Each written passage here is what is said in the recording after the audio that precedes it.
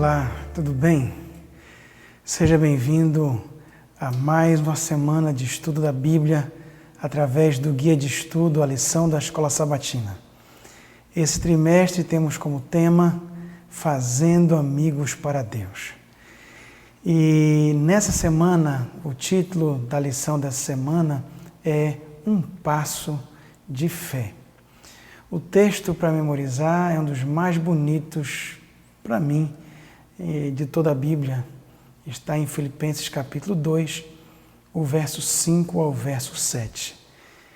E o texto diz assim: Tende em vós o mesmo sentimento que houve também em Cristo Jesus, pois ele, subsistindo em forma de Deus, não julgou como usurpação o ser igual a Deus. Antes, a si mesmo se esvaziou, tomando a forma de servo, tornando-se semelhante a homens, reconhecido em figura humana. E o texto continua e merece ser lido para que nós possamos entender todo o contexto da lição. E diz assim: E a si mesmo se humilhou, tornando-se obediente até a morte e morte de cruz. Pelo que também Deus o exaltou sobremaneira e lhe deu o nome que está acima de todo nome, para que ao nome de Jesus se dobre todo o joelho, nos céus, na terra e debaixo da terra, e toda língua confesse que Jesus Cristo é Senhor, para a glória de Deus Pai.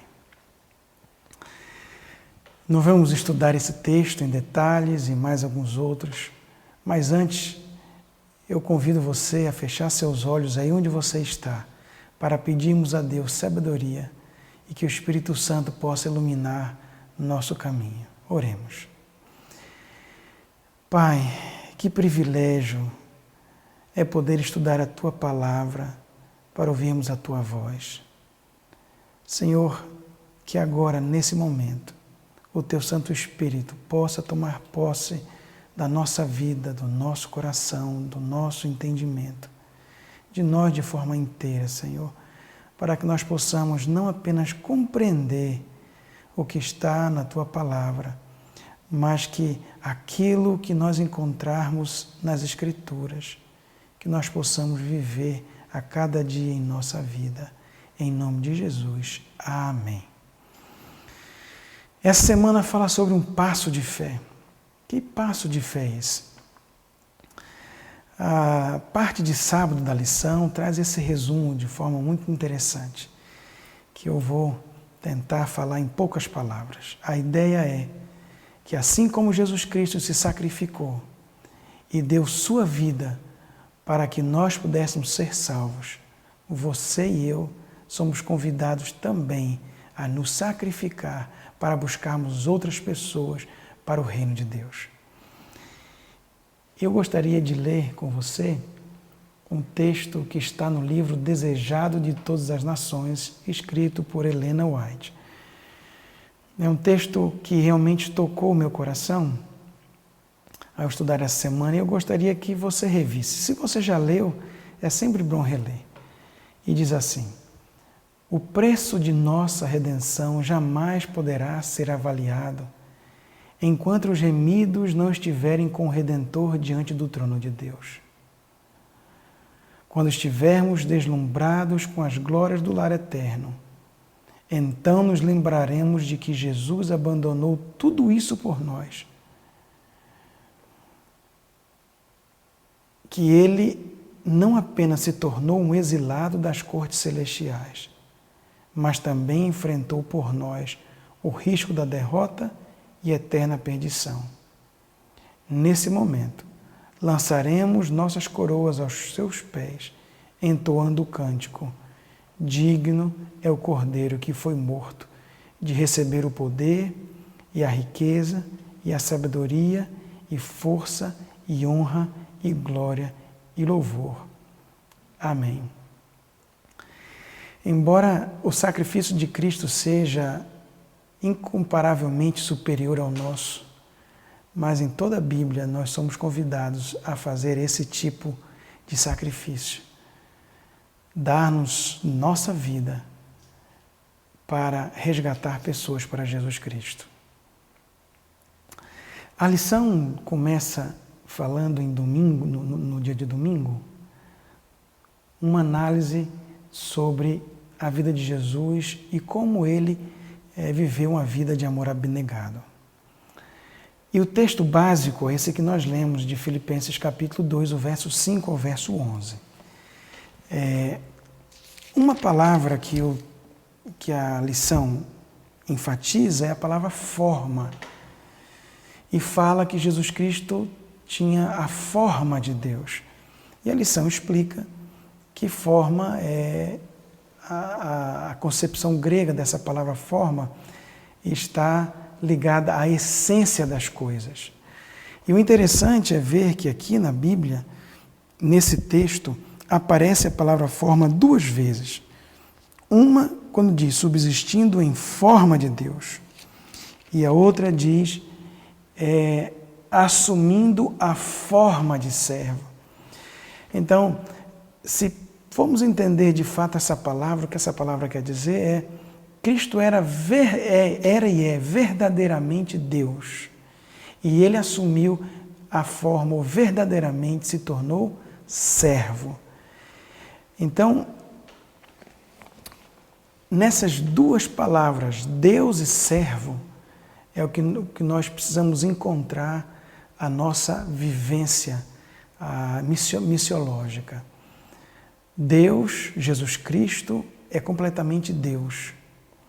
E ele deixou tudo o que ele tinha na sua vida de glória e assumiu a forma de servo, completamente servo.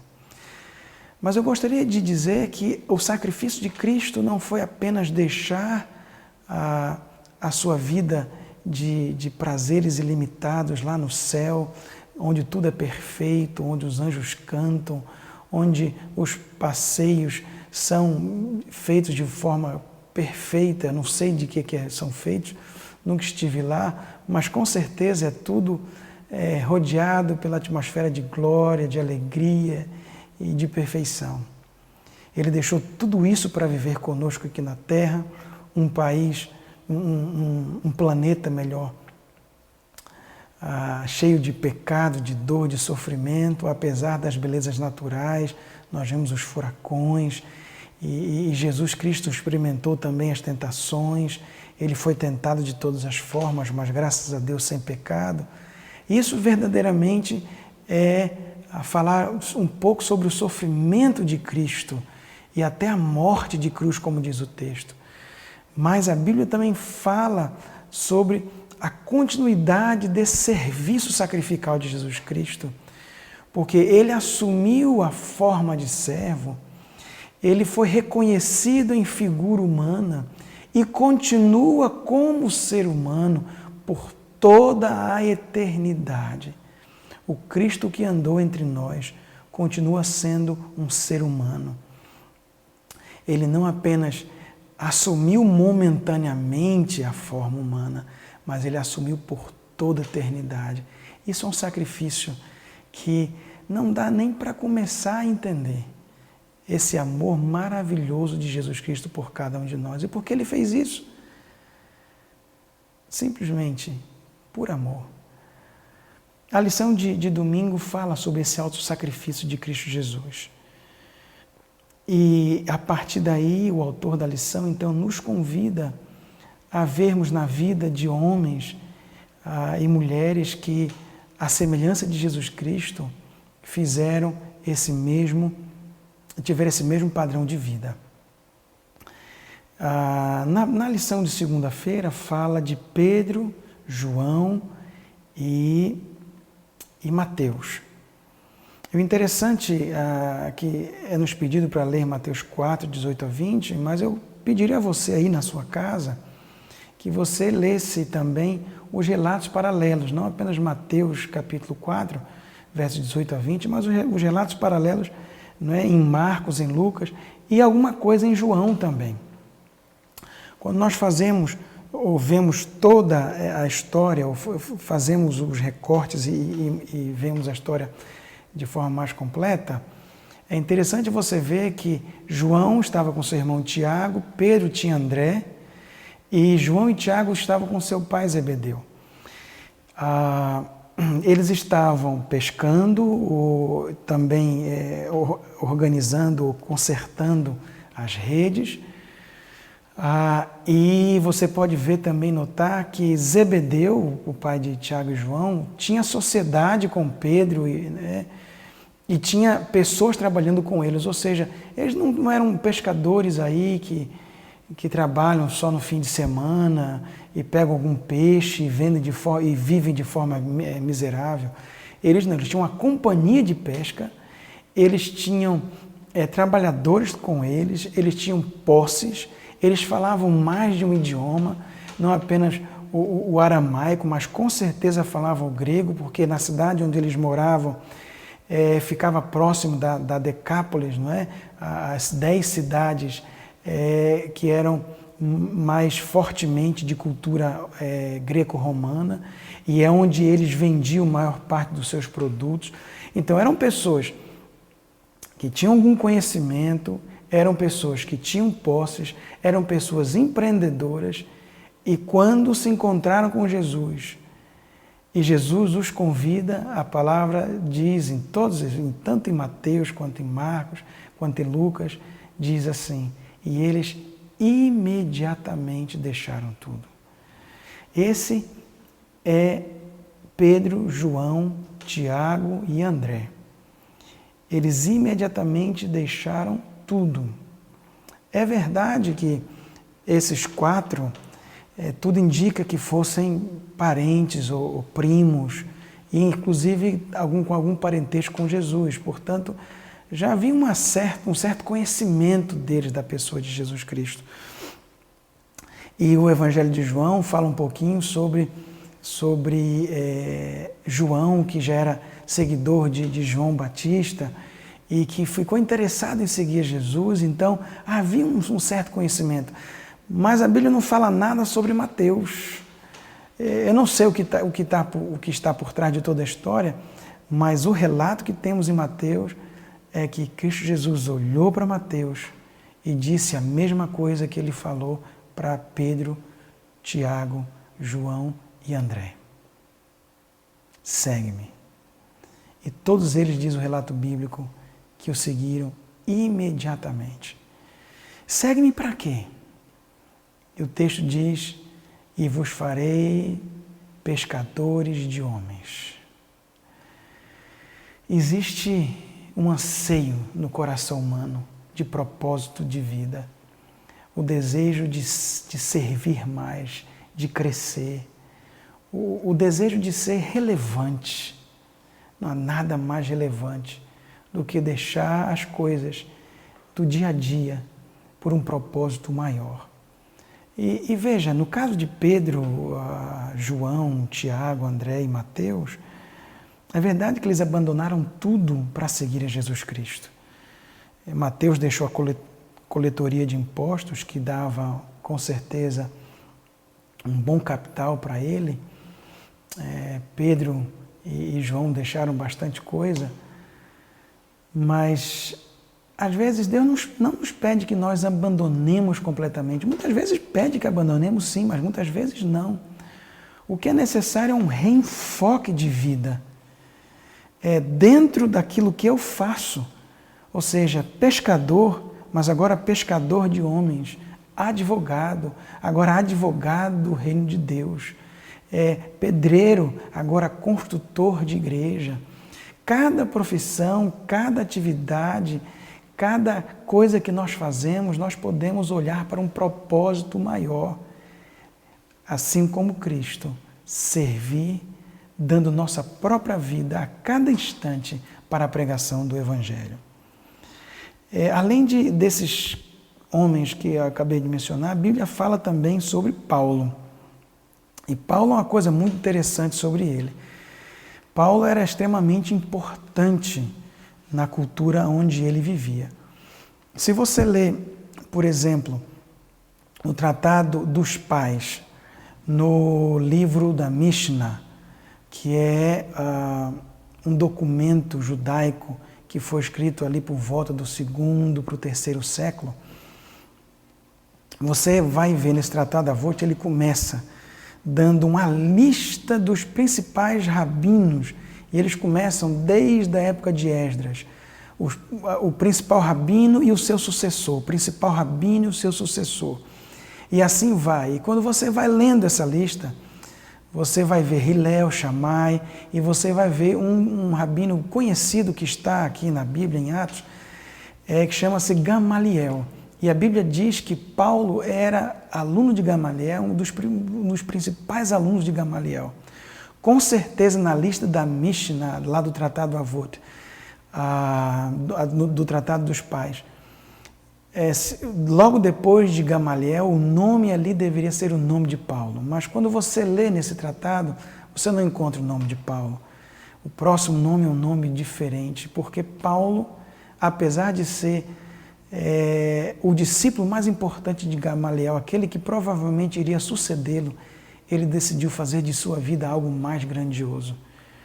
E a Bíblia diz que, mesmo quando ele estava na prisão, é o que nós lemos lá em Atos capítulo 28, verso 28 a 31, mesmo quando ele estava na sua casa, aprisionado na prisão domiciliar, ele pregava o Evangelho. E quando você lê as epístolas da prisão, Efésios, Filipenses, Timóteo, você vê que mesmo ali ele não para, não cessa, não se cansa de pregar o Evangelho de Deus.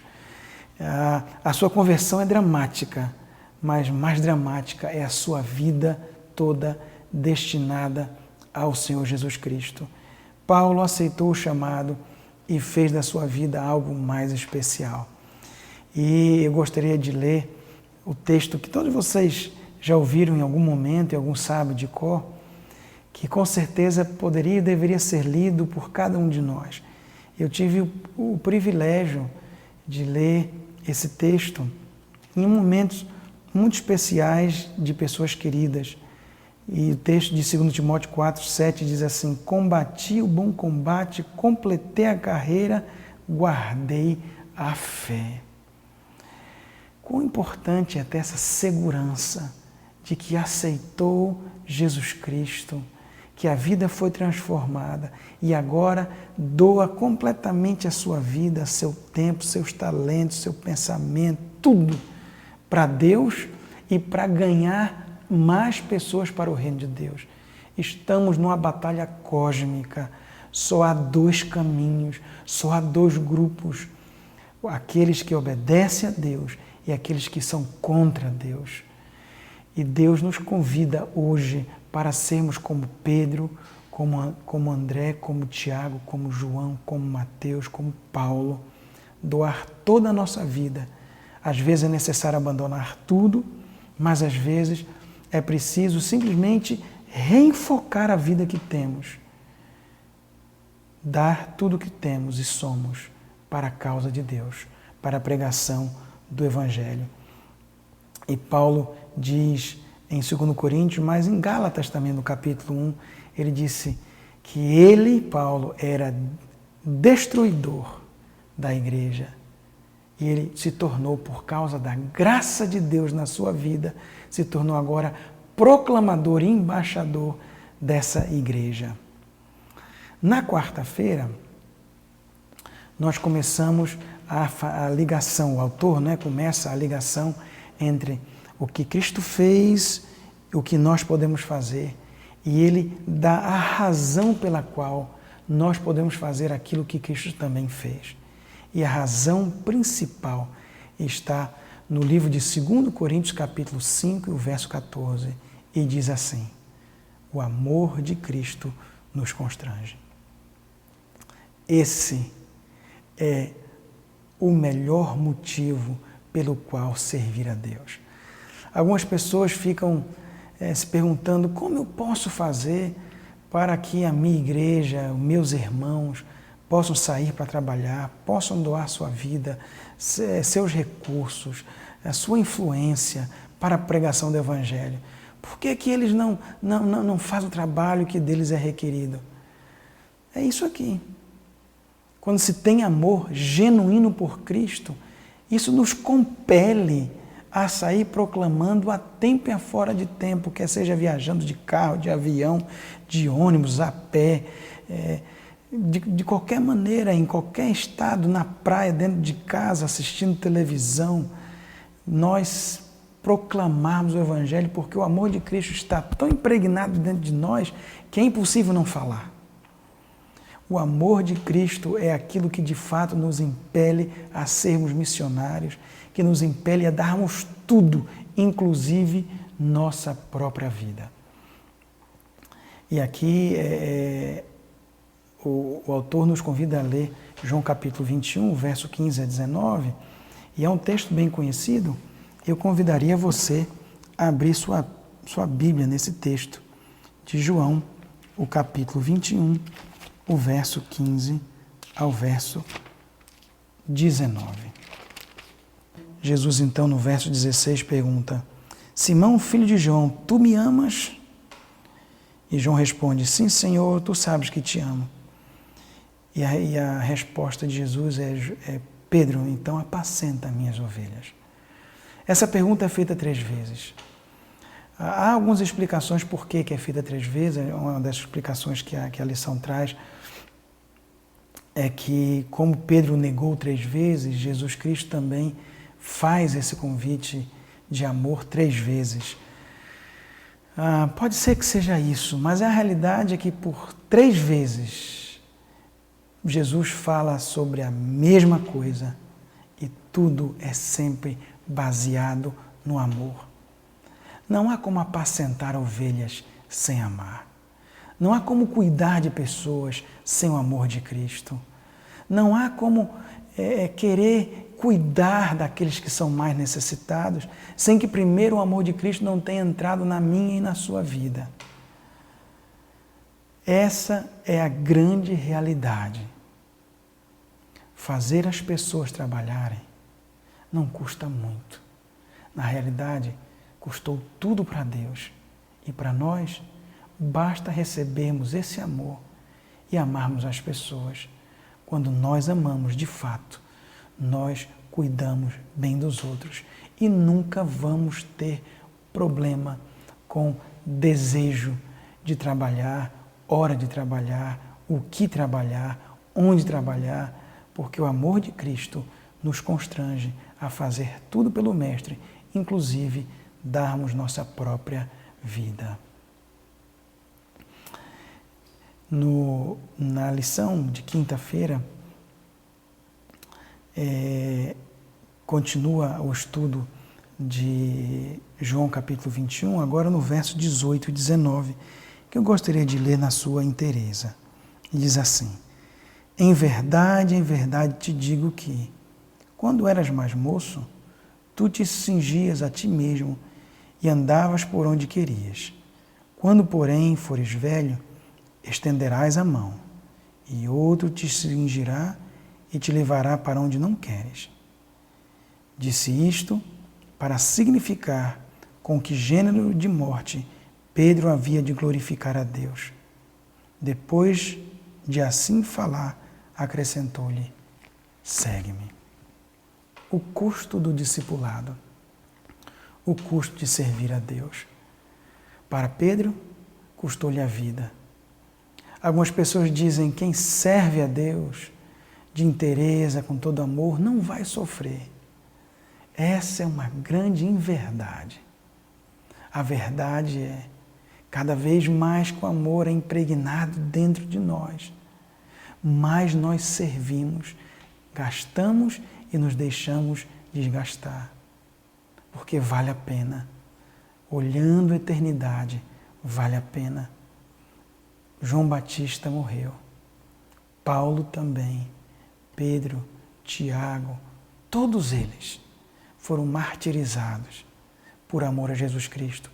E ainda se acharam dignos e felizes de poderem sofrer pelo nome de Jesus Cristo. Eu aprendi desde cedo na minha casa a palavra sofrimento quando nós falamos da pregação do Evangelho. E a alegria que se tem em se doar a vida por essa pregação. Eu era pequeno, meu pai não tinha carro, não tinha telefone, e nós saímos viajando pelo estado do Rio Grande do Norte todo, um pedaço da Paraíba.